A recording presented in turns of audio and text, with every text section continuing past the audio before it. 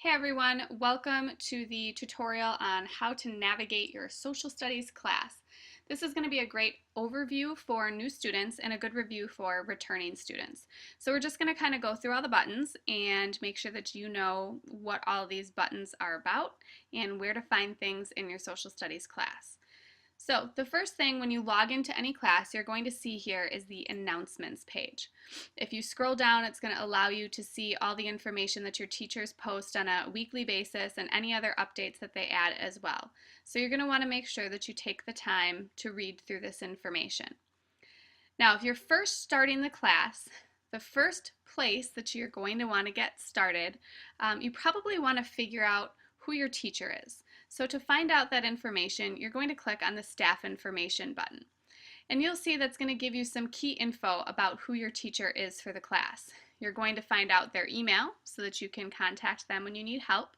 You're going to be able to see their work phone number so that you can give them a call if that's going to be easier for you rather than sending an email. You'll see office hours, and these are when the live e-sessions are for the class. So you can see that for this World Cultures class, the class meets Wednesdays from 9 to 10 a.m. You also might have a little background info here about your teacher and perhaps even a picture so you can see what your teacher looks like. Proof that your teacher is not simply a computer on the other end of the line here. So once you know who your teacher is, you may want to learn some things about the class. To find that information, we're going to click on Course Information. And you'll see there's a lot of different stuff here. The Social Studies Resource Center, if you click on that, it's going to take you to some information about writing, how to cite your sources, all sorts of different things. And you can navigate through that using all of these links here on the left-hand side. If we go back to the course information section here, you'll see a button titled e-sessions. And again, that's going to tell you when the live e-sessions are. And if you don't know how to get into an e-session, there's a link here to a document that can help you with that. There's also a course description or a syllabus for your classes that tells you what the course is going to be covering. Some of these may be more detailed and they're going to break it down by unit and tell you more about what you're going to be doing in depth. If we take a look at the grading policies folder here, you'll see that the first thing at the very top is a link to the eAchieve school grading policy.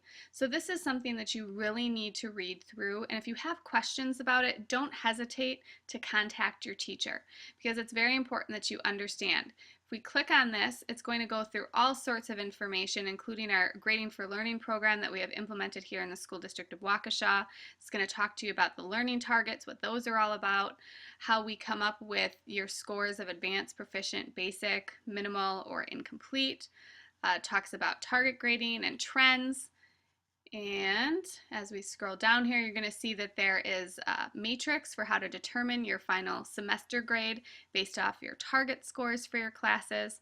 So this is essential info for you to read and understand so that you have a good idea of how your grade is actually being determined in each of your classes. You'll also see some information, and this might vary from class to class, just giving you a little bit more detail, putting some of the things from the grading policy just out here in front. For some of the social studies classes, you're going to see that there are practice quizzes that are built in that don't affect your grade, but you do get a score, either satisfactory or unsatisfactory, based upon your completion of those. If we go back to course information, you're going to see more information about the learning targets. All of the learning targets listed here are the same for all of your social studies classes. So T1 is writing, T2 is reading, T3 is content, and T4 is communication. And then we have I can statements under each of those. So these will vary from assignment to assignment, but these are the basic skills that we're looking for you to be able to master by the end of the semester for your social studies classes. If you go down, there's going to be information in all of your classes about your rubrics, academic honesty, so making sure you don't plagiarize, netiquette, how to behave appropriately online and when you're writing emails and such. So you're going to want to make sure that you take the time to click on those too.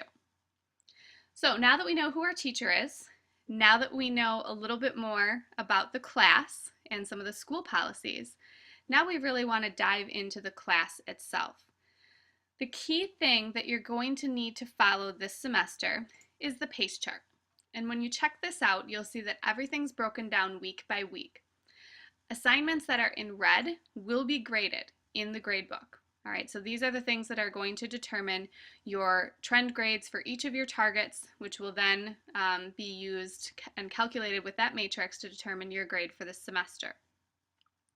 Now, technically, if something is due week 3 and you don't turn it in until maybe partway through week 4, you're not going to get downgraded for that, but keep in mind that you have multiple classes, multiple PACE charts, which means lots of assignments and lots of reading and other learning activities that you're supposed to do prior to the completion of those assignments. So if you fall behind in even one class, it's going to make your life a lot more stressful, and it's going to be very difficult for you to do a good job of learning the material the appropriate way.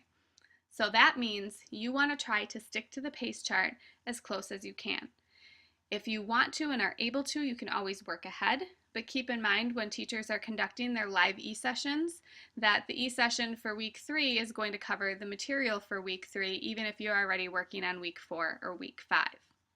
So this is your roadmap for the class. This tells you what you're going to be doing and learning each week for the entire semester. It also tells you when progress reports are going to be coming out so you can make sure you have all of your work turned in. It tells you when the deadlines are at the end of the semester, and these are key dates to be aware of. Everything from weeks 1 through 17 has to be turned in on or before January 17th. So that means on the 18th, you can't turn in anything from weeks 1 through 17 because that final week is just for your exams or final projects. So everything from week 18 needs to be turned in by January 23rd for first semester. And you'll have similar dates put on there for your second semester classes as well. So that's your roadmap. That tells you what you need to do each week. Now, for the beginning of this semester, for those of you who are joining the class even partway through the semester, you're still expected to start at the beginning of the course. And so to do that, you click on the Getting Started button. You'll have a learning plan in place. You will have things that you are expected to do and learn. You're going to see that there's assignments. There might be resources built in for you for your class. You might have an introductory video from your teacher. You're going to have some frequently asked questions and answers available.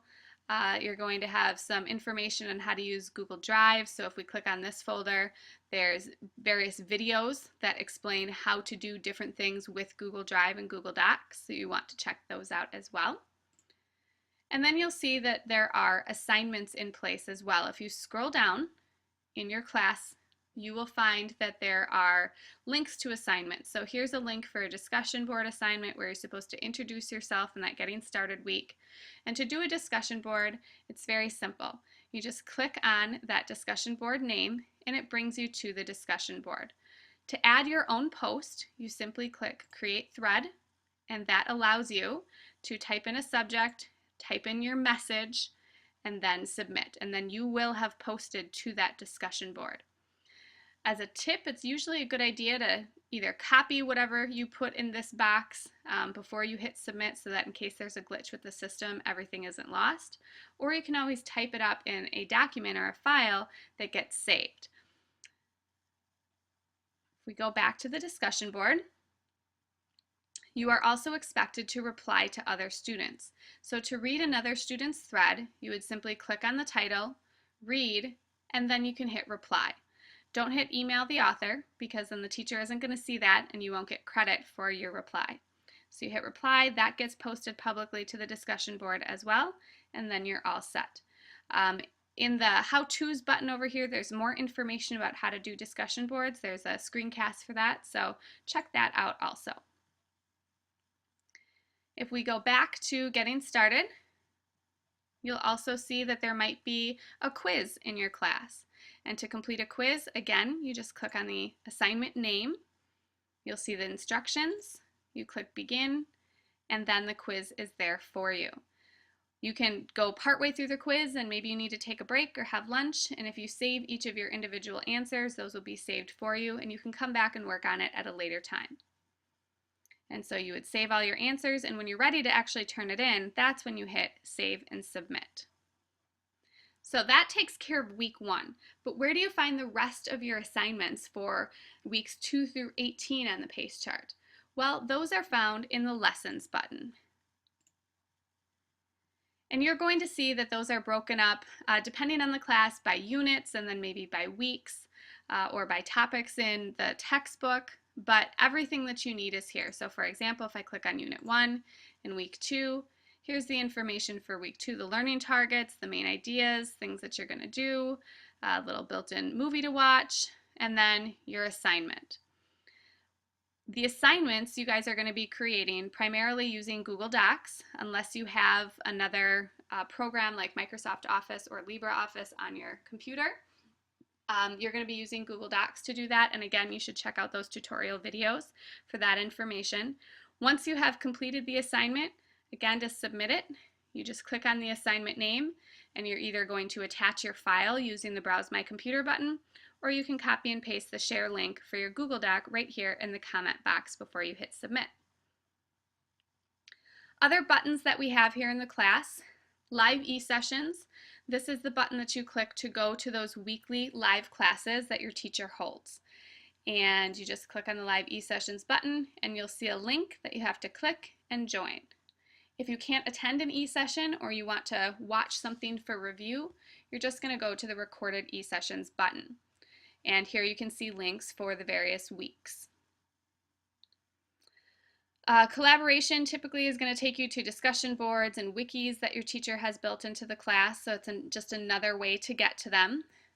You'll see that there are how-tos for how to read a PACE chart, how to navigate your textbook, how to check your grades, all sorts of things. There's that discussion techniques screencast that I was referring to earlier, how to avoid plagiarism and properly cite things using the MLA format, how to record your voice.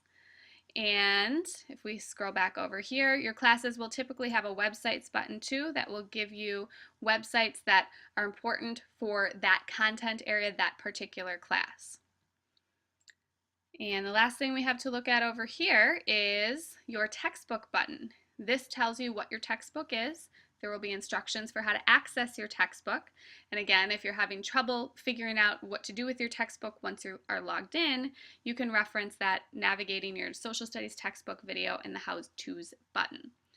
You do have a Holt username and password. If you don't know what that username and password are, you simply need to go to the Student Logins app.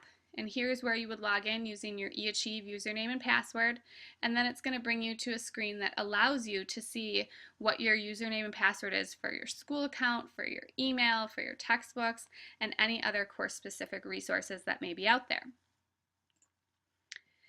And then finally, we have the My Grades button. This is something that you're going to want to check regularly. This at the top is always going to say View. And then you have your calculated grades for each of your trends. One thing you're going to want to keep in mind is that these trend grades are manually updated by your teacher. So if it says incomplete, you need to check the gradebook to see why that is. Is it incomplete because you simply haven't had enough assignments to make a trend for that particular target? Or is it incomplete because the work that you've been turning in has been below the basic level of what's acceptable? So to find out how you're doing in your class, you're going to scroll down and you're going to see all the individual assignment names. You're going to see descriptions, you're going to see scores that show up. So for this quiz, maybe you would end up having an S. For the discussion board, maybe you would have a 3. And again, you're going to refer back to the grading policy to see what those are equivalent to as far as advanced and proficient and basic. And once you actually turn it in and the teacher has put information in there and given you feedback, like you see this description word here, you'll see a little link that says comments. It's key that you make sure you read the comments for every assignment because that's where teachers are giving you the feedback that you need to either know what you're doing really well so you keep doing it, or they're going to tell you what you need to work on for next time, or maybe even what you can improve to resubmit your assignment to try to earn a higher grade. If you ever have questions about your grades, be sure to contact your teacher right away. So, that brings us to the end of the general overview of how to navigate your social studies class. So hopefully you found this helpful. And again, if you have questions, Don't just sit there with them. Make sure you reach out either via email or phone call and let your teachers know that you need assistance. Thanks.